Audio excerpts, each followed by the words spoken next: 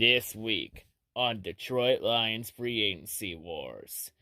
I want to start this video off by first, real quick, giving my thoughts and prayers to everyone in Alkaline's family. As it was announced earlier Monday that former Detroit Tigers legend Al Mr. Tiger Colleen has passed away at the age of 85. You know, an absolute legend to the game of baseball for the Tigers. Helped the Tigers win a World Series. I think once, maybe twice. I think it was once. You know, played his entire career with the Tigers. You know, one of the first Tigers player to have his number retired. The number 6. So yeah, rest in peace to Alkaline. Hence why I'm wearing the Detroit Tigers tat today. I got a beer here. Let's all go out here. Let's have a toast to Alkaline. Rest in peace. Not going to be the same without you. But anyway, with that out of the way, for this week's Lions Free Agency Wars. This was a week where the Lions made no free agency moves. A very quiet week on the free agency front, as it seems that all attention now is shifting toward the NFL Draft, which is in less than 2 weeks now. Because right now it's Friday the 10th. The draft is on the 23rd of April. That's when the draft starts. So, 13 days away until the 2020 NFL Draft, folks. But there is a lot of news to go over in this episode regarding the draft, regarding what the Lions plan to do with the draft, and a lot of the scenarios that have now come up for a trading down. And a lot of other stuff. So we got a lot of news to cover here. So yeah, anyway, the first news we do have for sure is that the NFL did send another open letter to all 32 NFL clubs regarding an update on the draft, of how the draft is going to be conducted here.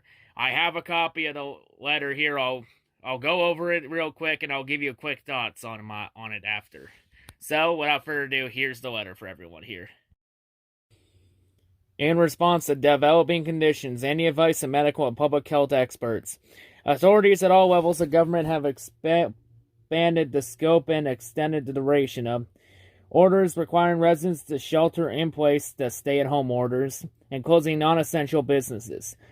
These orders now cover the vast majority of residents and includes every NFL home community. In some locations, these orders extend as far as June, and we should expect that this trend will continue.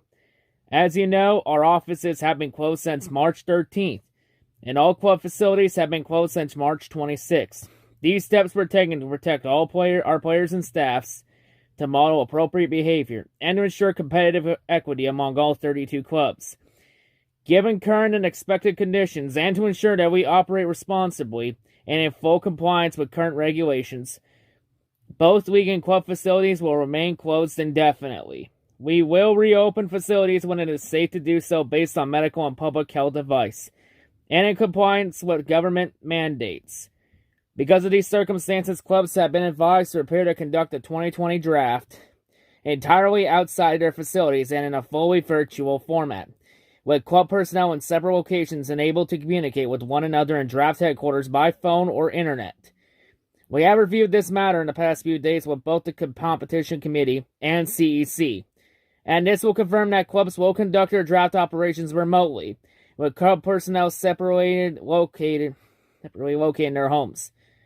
We have made this decision for several reasons. All clubs will not have access to their facilities, which is contrary to the fundamental equity principle that all clubs operate in a consistent and fair way.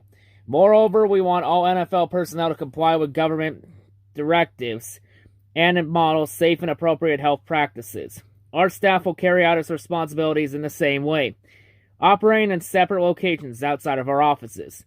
And after consulting with medical advisors, we cannot identify an alternative that is preferably from a medical or public health perspective. Given the varying needs of clubs, the need properly to screen participants, and the unique risk factors that individual club employees may face. Accordingly, all clubs should dedicate their personnel and technology resources toward preparing for a fully virtual draft, with personnel in separate locations. Our staff in events, football operations, information technology, and the management council will be in contact with each club and remains fully available to answer questions or assist in your preparations.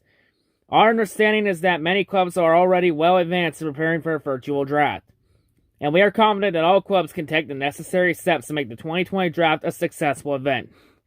I have spoken to many of you the past several days and recognize the challenges facing all of us. We are operating in an environment unlike anything we have experienced before, one that requires flexibility, patience, and cooperation. As we work through these challenges together, we should not lose sight of the magnitude of this global health crisis, of the extraordinary work of first responders, healthcare workers, and so many others, of the growing number of Americans in need of assistance, and of those who have lost family or friends to this virus. Please feel free to reach out if you have specific concerns or needs, and thank you for all that you are doing to help your communities and employees during these uncertain times. So yeah, this is going to be very interesting to see how the NFL pulls this virtual draft off. So if anyone didn't notice here, all the teams will be conducting the drafts from their own homes in separate locations. Everyone will probably be FaceTiming each other, and it's probably going to be phone calls. They're going to be how any trade downs or trade ups are going to be organized. Yeah, in that letter, because there were a couple of Lion fans saying, "Oh, well, this must mean that now there will be no trading allowed during the draft." No, you fucking morons. Trades are still allowed for it. Where in the letter did it say no trading is allowed? You dumbass fans need to fucking read the letters better. Either that or you all need to go back to fucking grade 3 school for English class. I'm gonna say it here. English, motherfuckers, do you fucking speak it? But yes, anyway, the point is, it's going to be very interesting to see how this gets pulled off. Going to be very interesting. Hopefully it goes well and it doesn't go bad. So yeah, also in other Detroit Lions draft news this week, there have been a number of trade scenarios that was released. Sports Illustrated released their one trade down scenario where the Lions trade down with the Dolphins to get picks 5 and 26 and 39. And then after that trade scenario, because hold up, it ain't done yet. Now, Sports Illustrated had Detroit in their mock draft, then trade down with the Las Vegas Raiders to get picks 12 and picks 19. So right there, they'll have 5 picks within the top 40 and 3 first-round picks. That would also give them 7 picks in the top 85. I mean, with 5 picks in the top 40, that gives you 5 chances to get it right, chances to get some blue-chip talent. Well, trading down that low, you're probably not getting Okuda. You're probably not getting Simmons. You're definitely not getting Chase Young. But, I mean, there's other options, you know. I know at 12, I think the one Sports Illustrated said they had the Lions taking at 12 was Javon Kinlaw. One of the big boom or bust picks in the draft. I don't mind Kinlaw. It's just if you got to utilize him right for him to be successful. You know. He's a solid player, but he's boom or bust. It's either he's going to do well or he's not going to do well. So yeah, I mean, it's an interesting scenario. I would prefer more Neville Gallimore, which we can get with pick 26 or maybe even the second round. Gallimore's looking like a very solid option at D-line too. So yeah, it's a very interesting trade scenario. I wouldn't mind that scenario too. I mean, you got 5 chances to get it right. There's got to be at least no chance Quinn fucks it up. And hell, if you wanted to be more aggressive, you can then pack. You got like 2 third-round picks and 2 fifth-round picks and a 7th-round pick. If you want, you can package a couple picks together, and then trade back up into the second round and get another second-round pick, and that gives you 6 picks in the top 2 rounds. You know, like I said, if the price is right, I'm willing to trade down.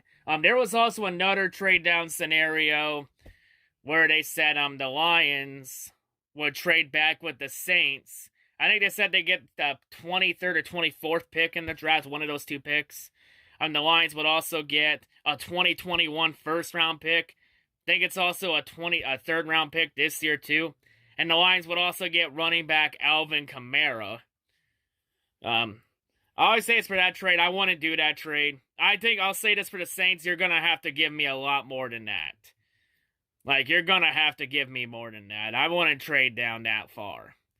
And they said in that scenario the Saints would trade up to take Tua Tagovailoa. So I wanted to use that trade. I would need a lot more out of that trade for me to trade down that far back. Like I wouldn't even trade out of the top 10 and knock myself out of getting blue chip talent. But so yeah, that trade scenario I'm gonna have to pass on. I saw another scenario a couple of fans were talking about where the Lions trade back with the Dolphins. They get picks 5, and I think it's either 18 or 26. It's been a variation of those two, and then the Lions with the 5th pick trade back with the Jaguars and get picks 9 and 20. So then they got 3 picks in the top 20. The Lions would also get a 2nd round pick too from the Dolphins. That would be another interesting scenario where you get at least 3 first round picks again too, and you still get one in the top 10.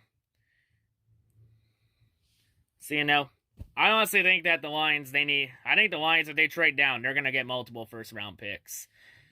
I've looked at previous trade scenarios from the 3rd pick. I think it was like 2018. The Jets traded up with the Colts to the 3rd pick. In exchange, the Colts got the 6th pick and then 3 second round picks. So that's 4 picks total. And don't forget, there was also 2017. The Bears traded with the 49ers to move up 1 spot in the draft order.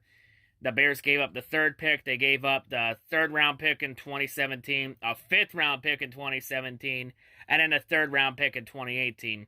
And by the way, one of those 3rd round picks ended up being Alvin Kamara that the Bears trade away. So that was 4 picks total. Like a lot of these trade up scenarios or trade down scenarios, it requires at least 4 picks. I think I'm gonna say it here. For the Dolphins, bare minimum. If we're trading down with the Dolphins, I'm taking at bare minimum the 5th pick, either the 18th or the 26th pick. Whatever you want, whatever you don't like, we'll take. And I also want both 2nd round pick, either one of your 2nd round picks, for sure the 39th pick. And either the 56th pick or the Dolphins' 3rd round pick. At least 4 picks to start off with. I can honestly see the 3rd overall pick becoming a bidding war for it. I honestly think if the Dolphins want to trade up, I think the Dolphins may have to give up 5 picks. Maybe. If they want to, or Herb said if they want to secure one of those 2. Since there's a lot of teams that want a quarterback in this draft. Especially the Chargers. And especially a lot of teams lower down in the draft order that want to jump up. Going to be very interesting. I think it becomes an all-out bidding war. And whoever has the best bid, the best offer is going to get traded down. And don't worry, I have a trade down scenario I think I'm going to shock everybody with. In my mock draft I'm going to do next week. And what is that trade down scenario? You're going to have to tune in next week to find out.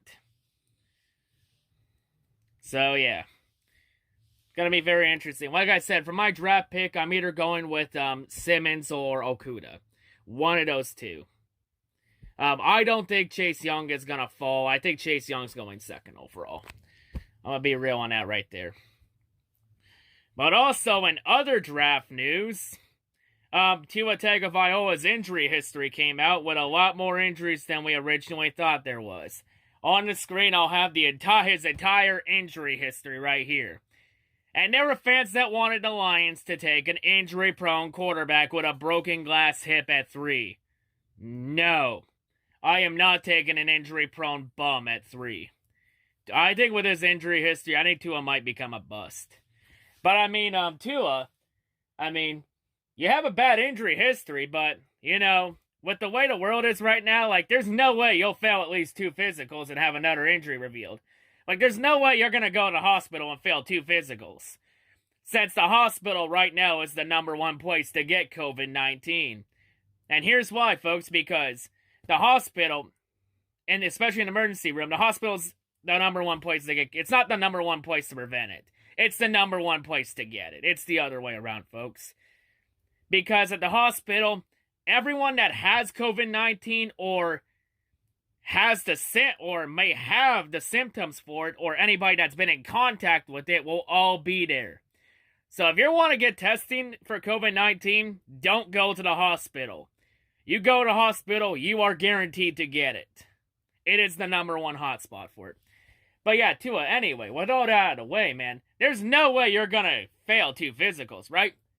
Oh, for fuck's sakes, you gotta be fucking kidding me, right?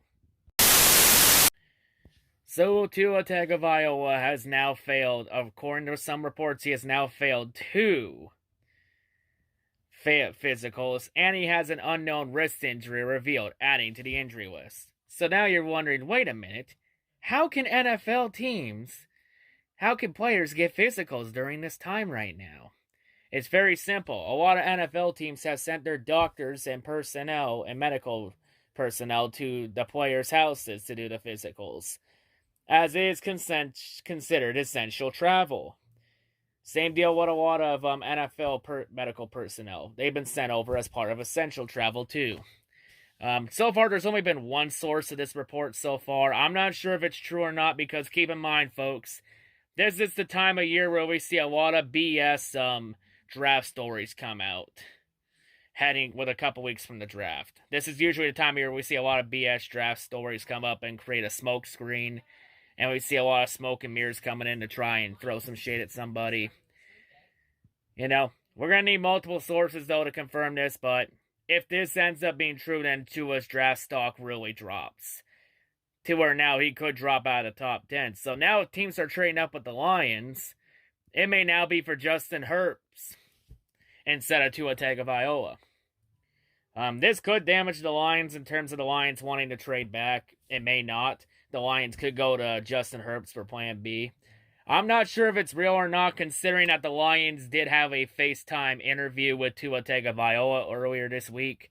You know, trying to get him, trying to know him better, you know, maybe help themselves out in the trade bait. Try and use Tua for trade bait and try and get a king's ransom. So, I don't think Tua's going to fall in the top 10. I think he's going to still go top 5. Somebody is desperate for a quarterback. Like, are we fucking surprised by this? Like, we all knew coming into this that Tua was going to be sitting for a year.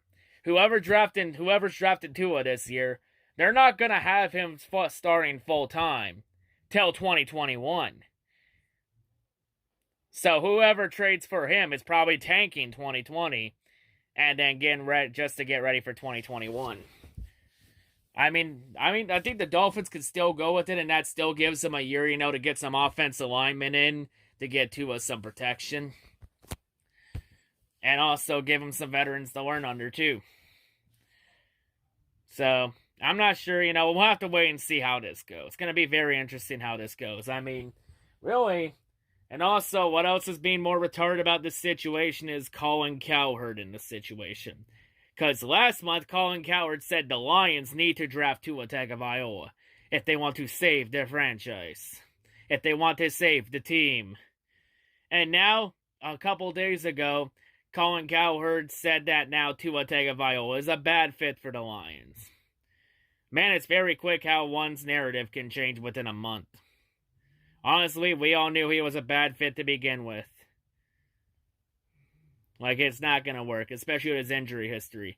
And especially the fact that the Lions haven't had a Pro Bowl caliber offensive lineman in Stafford's entire tenure. Let that sink in, folks.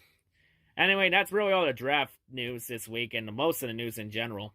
Not much really to talk about this week, you know, just chill back. Hopefully nothing else comes out. Oh, come on. Can I have peace and quiet for fucking once? Or am I not going to get that this week? Fuck's sakes. So we have some more Darius Slay drama to go over here. Let's get the popcorn out on this one, because this is very interesting. So in this version of Darius Slay bullshit, this goes to an ESPN segment from a take from Rex Ryan, where Rex went on talking about how Amari Cooper isn't elite or some crap like that, and how he doesn't deserve his money. Yeah, and on the screen here, Darius Slay showed a tweet showing all the top highlights from Amari Cooper to try and clown Rex Ryan. And oh, by the way, one of those clips was Amari Cooper toasting the living shit out of Darius Slay. So Darius Slay is pretty much proving Matt Patricia right. by sucking Amari Cooper's dick. Darius, I'm gonna say it here. If you're trying to prove Matt Patricia and all your haters wrong, then proving them right is not the way to do it. But hold up here. This gets better. Because all the Philadelphia Eagle fans found out about this tweet. Oh boy, where do we start with this shit? That shit funny to me. Because Darius Slay didn't just suck any wide receiver's dick here. He didn't just suck Amari Cooper's dick. He sucked the dick of a most famous division rival to the Eagles. A Cowboys wide receiver. And did I mention the Cowboys are the most hated rival to the Eagles? No, folks, the Giants are not the most hated rival to the Eagles. The Cowboys are. And oh boy, the Eagle fans responded to Slay's tweet all right with this. Yeah, Darius, you need to scout Philadelphia a bit better. I'm not sure what kind of shit we did in the NFC North, but I know NFC East doesn't do that shit there. That shit's a no-fly zone. They don't suck anybody's dick there. They don't fucking root for anybody.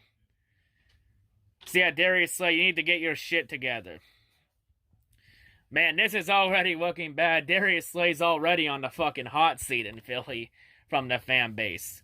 Like I said, Darius, that shit you tried in Detroit, you can't try it in Philly. You try it here, the Philly fans will eat you alive. And look what's already happening. It's already starting. And the trade was like, what, 2, 3, like a few weeks, like what, a month ago? Coming up to at least 2 or 3 weeks ago? And here we are. It's already looking like the Eagle fans are eating him alive. Like I said here, the more that this Darius Slay finds ways to embarrass himself, the more the Lions are going to win the trade in the long run. It mainly depends on what the Lions do with those picks, how they're going to deal with it. But yeah, honestly, I'm sort of glad now we traded Darius Slay. It was the right move to do. Like, we need to get his shit out of here. But there's more to this. Darius Slay did go on Instagram Live the other night. And during that segment, 2 Lions fans asked Darius who the Lions should take with the 3rd pick. And Darius responded by saying that the Lions should take Okudah with the 3rd pick. Now, this one, I'm not even going to argue with Darius Slay. Just, very interesting that, he's just trying to show the Lions a little love to Quinn. Saying that the Lions should still go with Okudah, get his replacement. I mean, Okudah's not a bad pickup. But, however, I prefer Simmons a lot more since Simmons can pass rush and can do a lot of things that Okudah can't do. Plus, Simmons is more versatile. And plus, if the Lions are true, like I said prior and in other videos, the last couple weeks, if the Lions are truly in a win now ultimatum, they need somebody that's going to make an immediate impact. And Okudah will not make an immediate impact. Okudah will need at least a year or 2 to develop and get used to it. Simmons can come in, he can make an immediate impact right off the bat. I mean, both guys are blue chip talent, but one blue chip talent will make an immediate impact. The other won't reach his potential for maybe 2 years. And if we're in a win now ultimatum, then we don't got time right now. We need someone then to make an impact immediately. So that's why I've been on board on more Simmons than Okudah. I mean, we can address corner in the later rounds. Like Okudah's not the only one that could go in the Slay spot and be a perfect fit. Plus, we also got Amani Oruwariye, who is really coming up into his own. Who is really starting to come into his own here, especially during the later parts of last year.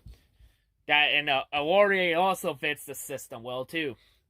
That someone can come in, too. So, we don't really need to address corner in the first round. We can address in the later round, but, that's just been the big debate here. Should it be Simmons or should it be Okudah? The big debate here. I would say only go Okudah if Simmons is off the board.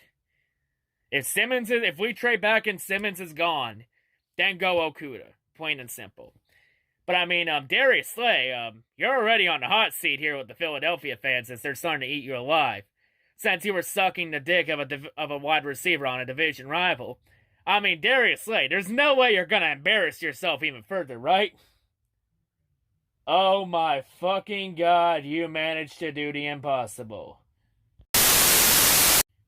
So we have even more Darius Slay drama here to go over, to enjoy for this off-season. So thanks to Desert Eagle 90 for this community post here. Shout out to him, by the way.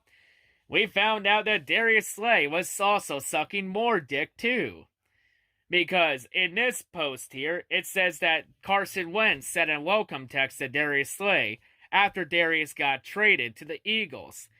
And there have been reports that Darius Slay plans to bring the football he intercepted from Carson Wentz in 2016 in the Lions' Week 5 win over the Eagles in that game. And Darius plans to have Carson Wentz autograph and sign the ball. Did I mention all this drama has been coming out within a 24-hour span? So let's put this in perspective real quick here, folks. In 24 hours, Darius Slay not only sucked off Amari Cooper, a division rival's dick, he is also sucking Carson Wentz's dick for an autograph. Oh my god. How is Darius Slay finding ways to embarrass himself even further? Like, honestly, we should just stick on his Twitter the entire offseason. It's looking to become a fucking goldmine at this point. Like, we can get tons of content on it and talk about it all offseason. Like, hot damn. This shit is funny to me. Like, I'll be honest, when I read this from Desert Eagle 90, I fucking laughed my ass off. That is pretty funny. That he's literally sucking Carson off for an autograph now. Because keep in mind, the reason why this is important, because Carson Wentz's first career interception came at the hands of Darius Slay in 2016 against the Lions. And that interception also sealed the win for the Lions. And that game also gave Carson Wentz his first career loss in the NFL. This gets better and better. And also, that game was also the cause of the EDP versus Desert Eagle 90 beef. That lasted a couple months. But yeah, man, I haven't even checked EDP to know how he's dealing with all this drama. Oh man, I think this has all the capabilities to be another Antonio Brown situation. Like, the only way I could see that situation turning into another Antonio Brown situation, folks, is if Doug Peterson goes out and says that Darius Slay is not elite. Oh boy, imagine if Doug Peterson says that Darius Slay's not elite also. Oh boy, we might be in for more drama there. All I say is, Darius, if you want to upstage Antonio Brown at training camp, you're probably going to have to arrive to training camp via private jet. Because Antonio Brown's already showed up in a private helicopter, and he showed up in a hot air balloon. So you can't really use those two, because you just look like you're copying him. So if you want to upstage Antonio Brown, you're probably going to need a private jet. Or something. Or even a private limousine. That works too. So yeah, and oh, Eagle fans, that contract extension you gave Darius Slay, that goes into effect next year. Have fun with that contract. All I say is, he's your problem now. Oh man. There was a reason why we wanted to trade him in the first place. But, yeah. All I say, Darius Slay, is Black Mamba my ass. You're the absolute furthest thing from it. You ain't no fucking Kobe Bryant 2.0. You can take your Kobe shit and get the fuck out of here with it. All I said, Darius, if you want to represent Black Mamba mentality, you need fucking thicker skin in Philly than you had in Detroit. Don't worry, the folks. This year, Darius Slay's gonna be exposed. He's the absolute goddamn furthest thing for Black Mamba.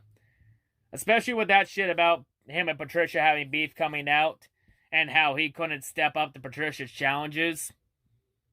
That just further proves that he's not Black Mamba material. Because Kobe Bryant, like I said a couple weeks ago, Kobe Bryant always stepped up to a challenge when Phil Jackson always challenged him. And Kobe always rose up to the challenge and exceeded all expectations. When has Darius Slay ever exceeded all expectations? Like what, 2017 when Jim Caldwell was there?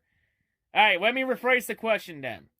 How many times has Darius Slay exceeded expectations with Matt Patricia as coach. Oh, wait. But yeah, it's going to be funny to see how Darius Slay finds ways to embarrass himself even further. This just gets better and better. That shit funny to me! So yeah, anyway, that's about it for this week. There was a bit of news to go over for sure. Not many signings. Of course, everything on the draft right now. Of course, earlier today, I released my next draft, my latest draft preview on the day 3 linebackers. I only got 2 more draft previews to go for this year, and then that's it for draft previews.